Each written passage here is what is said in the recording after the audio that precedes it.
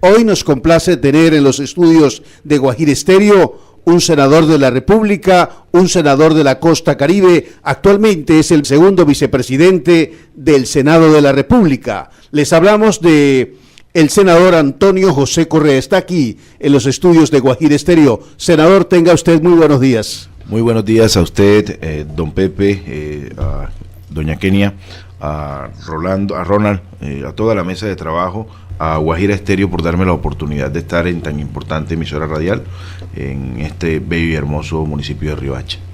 ¿Se encuentra aquí en el departamento desde cuándo, senador? Nos encontramos desde el día anterior en el departamento de La Guajira y haciendo un recorrido con nuestro querido concejal, el doctor Olimpo, y de verdad con toda la complacencia de tener todo ese recibimiento de calurosidad que distingue al pueblo guajiro. Antes de entrar en los temas sociales que se ocupa generalmente la Comisión Séptima, célula congresional a la que usted pertenece, ¿qué percepción le parece como costeño el departamento de La Guajira? Es un departamento muy hermoso, es un departamento que tiene unas bondades inmensas y con una gente que puja y que trabaja y que quiere y ama su departamento, muy a pesar de todo lo que se ha querido plantear en la esfera nacional. Hablemos inicialmente un tema que compete a la Comisión Séptima del Senado, tiene que ver con el sistema de salud. Hombre, sí, dentro del sistema de salud, La Guajira no puede ser la excepción a este estado de crisis en el cual se encuentra inmerso el sistema. Sabemos de que aquí se ha, por decirlo así, ha tenido cierta demora lo que llamamos el estudio de red. Cuando salió el estudio de red fue un poco mal diseñado, intentando acabar el tema de las urgencias en algunos hospitales del primer nivel, en especial del sur del departamento de La Guajira. Creemos que es un estudio de red el cual ha sido mal diseñado, el cual no tiene poca objetividad y que pareciese ser que fue enfocado en favorecer algún tipo de privado. Yo lo he dicho en mis intervenciones en el Senado de la República. No entendemos cómo en el Molino, por ejemplo, un dolor abdominal puede ser llevado hacia otro centro hospitalario cuando pudiese atenderse la urgencia en primer nivel en ese importante municipio. Los municipios no pueden ser privados y no podemos volver al tema Macondo Today. Macondo Today, cuando hospitales abiertos las 24 horas para solventar una urgencia vital.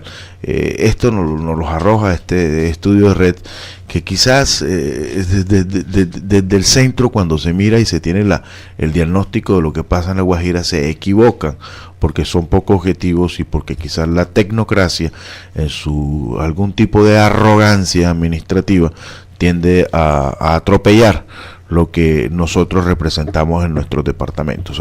Es por eso que ahí debemos tener la representatividad para decirlo claramente. Hombre, el remedio ha terminado siendo un poco peor que la misma enfermedad, y hoy no sabemos cómo existe algún tipo de parálisis, que lo vamos a preguntarle al Ministerio de Salud y al Ministerio de Hacienda por qué existe parálisis en todo lo que tiene que ver con salud y con educación, todo lo concerniente al Sistema General de Participaciones, y parece que se tuviesen algún tipo de reyesuelos de la Administración Nacional intocables, cuando todos los funcionarios públicos deberíamos darle y tenerle respuesta a las peticiones que tengan los conciudadanos, y en especial el departamento de La Guajira, que en mi recorrido desde el día anterior nos hemos enterado de que existe algún tipo de parálisis, y la invitación muy respetuosa que le hacemos a la actual gobernadora encargada por el partido que llevó al gobernador electo hacia el ente territorial departamental, es a que se coloque toda la energía y toda la responsabilidad en autoridad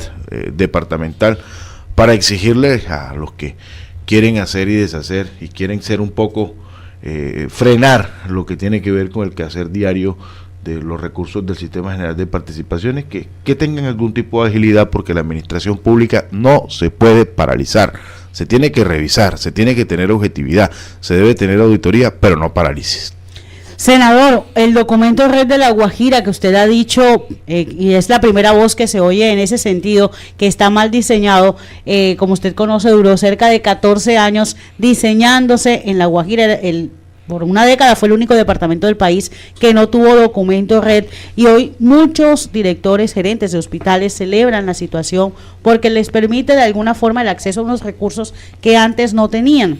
Además del tema Macondo Today o estos traslados por no tener los niveles necesarios en los hospitales, ¿qué otra gran falla tiene el documento red del departamento de La Guajira, aprovechando que es la única voz Hombre, mire, vea, crítica frente al tema? Yo soy y seguiré siendo un poco crítico porque estuvimos en el Congreso, hicimos la ley 1438 que buscó darle y empezó a hablar de saneamientos fiscales y contables, y luego con la ley 1608, del cual, a Dios gracias, este humilde servidor contribuyó con su autoría, al igual que la anterior.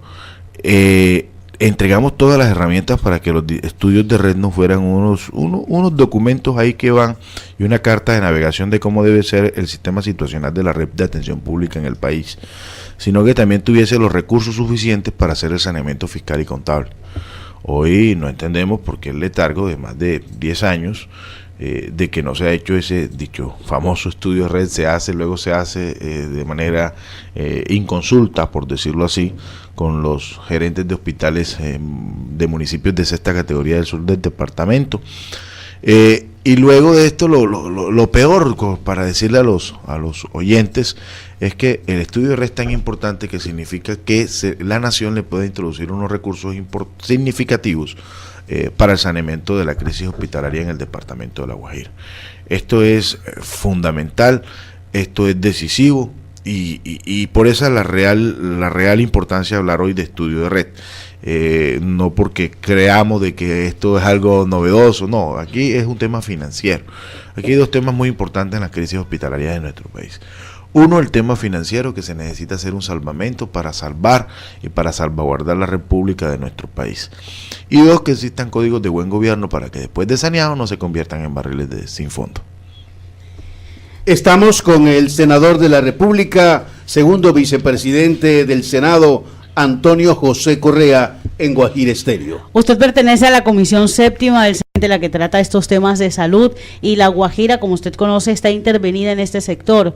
Hay varios temas que tiene el tema de la intervención, varios reparos por parte de la dirigencia local y departamental, pero en el más reciente balance se reveló que precisamente antes de adelantar las cosas, la intervención retrasa. ¿Podría durar esta intervención y qué mecanismo tiene la gobernación de La Guajira precisamente para ponerle el acelerador a estos procesos que están atrasados por cuenta de la intervención? Hombre, mire, los recursos de la nación llegan porque existen unas necesidades básicas insatisfechas que tienen que sustituirse y tienen que subsanarse y tienen que ayudarse. Eso no llegan porque es que el Estado le sobre la plata, no. O sea, todos los meses tiene que existir una política de asistencialismo, llámese en salud, en educación, en saneamiento básico, y por eso llegan a través del Sistema General de Participaciones, que vienen a través de documentos COMPES.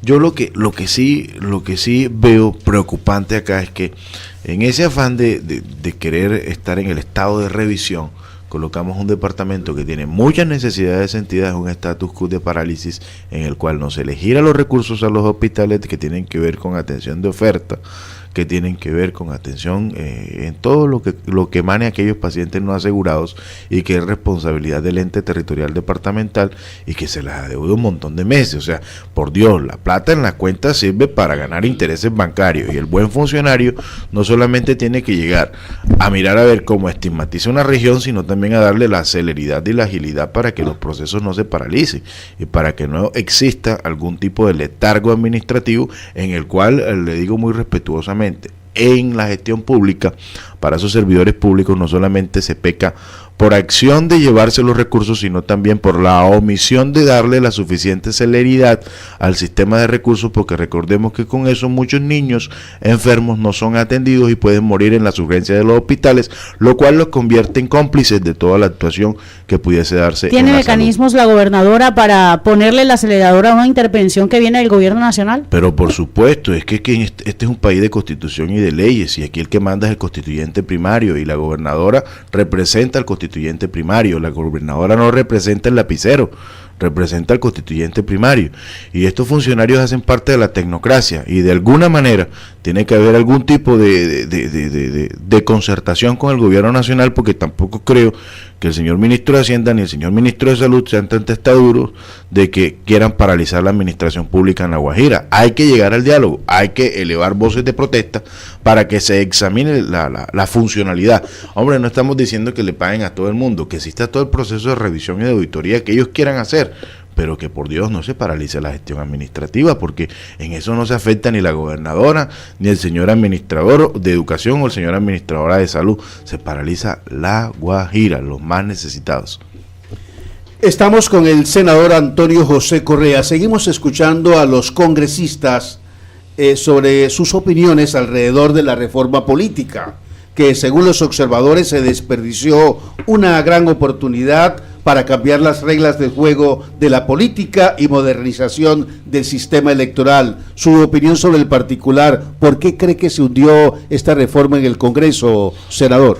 Hombre, porque definitivamente cuando se habla de reforma política, y recordemos que el Congreso representa el estamento político por excelencia del país en todas las esferas del legislativo, sabemos de que va a existir algún tipo de conflicto de intereses, y representa para cada quien un interés, si se cerraba la lista, si se abría la lista, si se hacía la lista cremallera, si existía algún tipo de coalición, algún tipo de interés, y todos estos intereses confluyeron en que definitivamente no hubo consenso en el momento de aprobar la reforma política. Por supuesto que hoy las minorías tienen algún tipo de perjuicio ante las mayorías que han sido bastante fortalecidas a través de todos los gobiernos y a través de la historia. Hoy las mayorías prácticamente deambulan buscando sobrevivir en un sistema electoral que todos sabemos existe un famoso umbral que el que no lo pudiese pasar tiende a desaparecer. Entonces hoy las minorías, después del intento fallido de aprobar una reforma política, quedan en un estado de vulneración y atrapadas y aplastadas por las mayorías que tienen los congresos, y que es legítimo y que las mayorías son las que se imponen. Y en este caso las mayorías no estuviesen de acuerdo en que se aprobaran las famosas coaliciones en minorías, y que por supuesto garantizara el derecho a elegir como se quería inicialmente en esa reforma política. Otro desastre, según los observadores, tiene que ver con el trámite relacionado con la circunscripción especial para víctimas. El Congreso de la República, finalmente, como usted bien sabe, le dio muerte de tercera al sostener que había sido negada las 16 curules que habían sido acordados con las FARC. Hombre, mire, yo aquí, como un senador que siempre ha apoyado los temas de paz, de hecho apoyamos y votamos positivamente las 16 curules para la paz de las víctimas, creemos de que debieron y han debido existir y deberían seguir existiendo todas las garantías para propiciar esas garantías para que las víctimas pudiesen tener representación alguna. Ante la duda de que las curules de las víctimas fuesen o no utilizados por algunos avivatos, llámese que estén al margen de la ley o que estén dentro de la legalidad para apropiarse de dichas curules, pues ya eso ya es un tema que le correspondía a las autoridades competentes. En fin, este tema en primera instancia fue negado, bien como lo dijo el notario del Congreso de la República, y existen diferentes interpretaciones, que yo no soy abogado, no soy legista ni tampoco el más experto en la materia. Cada quien esbozó sus opiniones, y después de negado por ese secretario general del Senado, tuvo una apelación por parte del coordinador ponente de dicha reforma y del gobierno nacional. Dicha apelación fue ante el presidente del Senado. El presidente del Senado, en la autonomía que le corresponde, él como presidente por ley quinta, dio respuesta a esa petición, la consideró improcedente. Desde un punto de vista muy respetuoso, creemos de que aquí hay algunos órganos de consulta que pudiesen ser mucho más especializados, y en ese caso debería introducirse hacia el Consejo de Estado, hacia la misma órgano de cierre que es la Corte Constitucional, para que exista algún tipo de pronunciamiento fundamentado en la objetividad. Y yo sí vuelvo a decirlo, un pronunciamiento, el estamento político debería llegar hasta donde llegó, porque va a existir algún tipo de sesgo en el momento de esbozar la opinión y por supuesto tenderemos hacia algún tipo, hacia donde tenemos la afinidad ideológica y hacia lo que queremos. Por lo tanto, aquí existen unos órganos que son consagrados en la Constitución y la ley, que son los competentes para hacer dicha revisión y mirar de acuerdo a las garantías que les sean vulneradas a quien los tenga ese estado de vulneración, le puedan ser restituidos sus derechos. Doctor Correa, usted ha sido muy activo en el tema pensional. Hoy se completa en Cerrejón una semana de la negociación del pliego de peticiones de la Convención Colectiva de Trabajo por un año. Una de las peticiones fundamentales de los trabajadores de Cerrejón tiene que ver con disminuir precisamente la edad pensional de los trabajadores de alto riesgo. Le están pidiendo eso a la empresa, que se pensionen con 55 años los hombres. ¿Cómo avanza en el Congreso de la República precisamente las iniciativas para más beneficios a los pensionados y a los trabajadores como los de la mina del Cerrejón? Hombre, usted ha dicho algo muy importante. Las sentencias de la Honorable Corte Constitucional en cuanto a las ocupaciones de alto riesgo dan algún tipo de estabilidad laboral reforzada y una protección o blindaje, por decirlo así. Por lo tanto, esa petición está totalmente amparada y es del orden constitucional y legal. Aquí hay que, nosotros como funcionarios públicos siempre deberíamos propender por rodear a la clase trabajadora, porque al final de cuentas nos deberíamos identificar con ella y no con el privado. Sabemos de que existe algún tipo de vulneración por todo lo que tiene que ver con los factores que son negativos, no solamente impacto ambiental en el mismo sentido negativo, sino también que causan un impacto en la salud de sus trabajadores y que los ponen a un riesgo alto de enfermedad. Por supuesto que vamos a estar en todo el deseo de acompañar, y yo invito a los sindicatos a que todo lo que podamos hacer desde la Comisión Séptima, pues estamos a bien de hacerlo. Estamos muy prestos y queremos hacer un debate en todo lo que repercute todas estas grandes empresas internacionales que derivan y su sustento de la explotación de materiales, llámese en este caso el carbón, el níquel en el departamento de Córdoba. Vamos a hacer un debate de toda la responsabilidad social que se debería tener con la clase trabajadora y con la región, que muchas veces se vulnera. Por supuesto, invito a los amigos sindicalistas del Cerrejón a que pudiesen estar en ese debate, porque no solamente lo enfocaríamos en un solo explotador de materia que deriva del subsuelo colombiano. Finalmente, senador, el hecho de que esté de presidente un dirigente de la costa en el Senado de la República y un segundo vicepresidente, ¿hay garantías? ¿Ese es un pábulo de esperanza para reivindicar ciertos derechos, ciertas peticiones, ciertos reclamos que la costa ha venido exigiendo tradicionalmente? Hombre, mire, la costa, usted lo ha dicho, muy importante. Somos en la mesa directiva 3 costeños y nuestra responsabilidad con la costa es que exista el firme compromiso. Por ejemplo, ahora que se avecina y que estamos en proceso de aprobación de la famosa RAC Caribe, pero ¿qué hemos dicho nosotros desde la Comisión de Ordenamiento Territorial y desde la mesa directiva y como ponentes y autores de esta iniciativa? Que queremos una RAC Caribe, pero no solamente en el papel. Queremos una RAC Caribe con autonomía financiera y administrativa, con algún tipo de aumento en los recursos, con algún tipo de reforma en la misma ley de regalías que hoy afecta al departamento de La Guajira, que ha sido afectado por una ley que favoreció a unos pocos. Hay que decirlo así claramente, la ley de regalías hoy habría que revisarla, porque si se hablaba de corrupción en algunos departamentos, hoy tendríamos que decir que se esparció la corrupción a través de todos donde llegó esa regalía. O sea, el efecto no fue el mejor. Entonces, si queremos una RAC Caribe en el papel con los mismos recursos, pues seguramente vamos a tener algún tipo de dificultad. Nosotros los hombres caribe tenemos que propender por nuestra región y olvidémonos de que esto no es regionalismo, esto se llama interpretación de lo que quieren los que votan por nosotros, y por nosotros los hombres caribe votan los habitantes de la región Caribe. Y nosotros acá no solamente deberíamos ser importantes en el momento de que se va a elegir presidentes de la República. Recordemos a los oyentes de que la Costa Caribe siempre decide quién es el presidente de la República de los colombianos. Pero en el momento de tomar las grandes decisiones, se toman decisiones desde el rasero de que en la Costa Caribe existen los más grandes casos de corrupción. Y entonces nos quedamos con el pecado de ser los estigmatizados y con la bondad de haber elegido a los gobernantes. O sea, la costa requiere no solamente mayor apoyo, sino respeto. Los hombres caribes necesitamos respeto, porque no podríamos ser el trapito de bajar la olla del resto del país. Senador, muchísimas gracias, muy amable. Muchísimas gracias a usted por darme la oportunidad, don Pepe, y de verdad que muchísimas gracias a toda la mesa de trabajo, a doña Kelia, y agradecidos con esta importante invitación, y agradecer a todos los amigos que nos acompañan.